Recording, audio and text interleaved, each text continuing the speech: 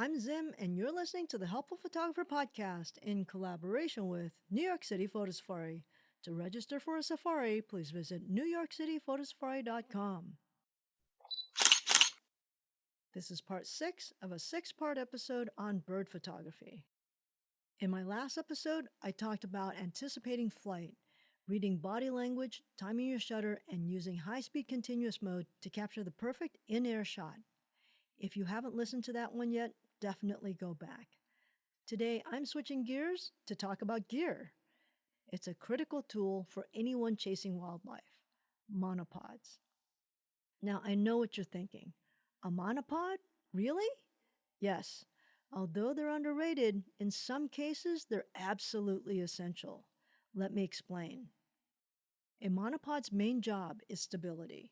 Unlike a tripod, it won't hold your camera rock solid on its own, but it does take the weight off your arms and shoulders. And when you're shooting heavy lenses like 400 millimeters, 500 millimeters, or even 600 millimeters, holding that glass for more than a few minutes is exhausting. I promise your arms will surrender before your shutter finger does. So let's head back to Costa Rica and that resplendent quetzal. We often had to wait 15 to 20 minutes for the bird to take off after eating. Without a monopod, my arms were toast before the bird even moved. But with a monopod, I could keep the camera raised, pre-focused, and ready to fire without killing my shoulders. That weight suddenly became manageable.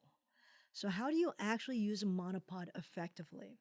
Here are a few tricks that I swear by. First of all, lean it against something. Walls, low fences, even a trash can.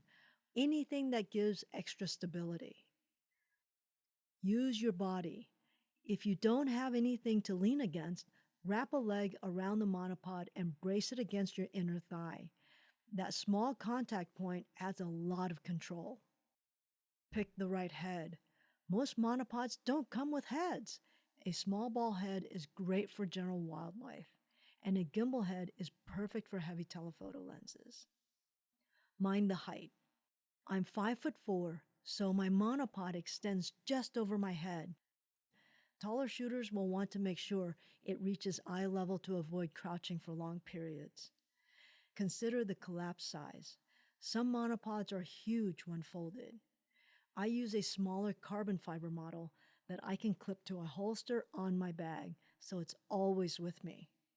And here's the beauty. When paired with the techniques I've covered in the previous episodes, anticipating flight, reading routines, custom camera settings, a monopod lets you stay ready without fatigue. You can sit there pre-focused on the branch, waiting for that quetzal or hummingbird to lift off without your arms shaking from exhaustion. So the takeaway? Monopods may not be flashy, but they're one of the simplest ways to improve your wildlife photography. They give you stability, save your body, and let you focus on the shot instead of fighting gravity. All right, that wraps up our monopod discussion and brings us to the end of this bird photography mini-series. Phew! We started with camera modes, dove into shutter speed strategy, mastered hummingbirds, learned routines, anticipated flight, and finally discovered the magic of monopods. I hope this series has given you a solid toolkit to tackle bird photography with confidence, whether you're in South America or your backyard or anywhere in between. And if there's something you're still confused about, send me an email, zim@nycphotosafari.com. Until next time, keep on shooting.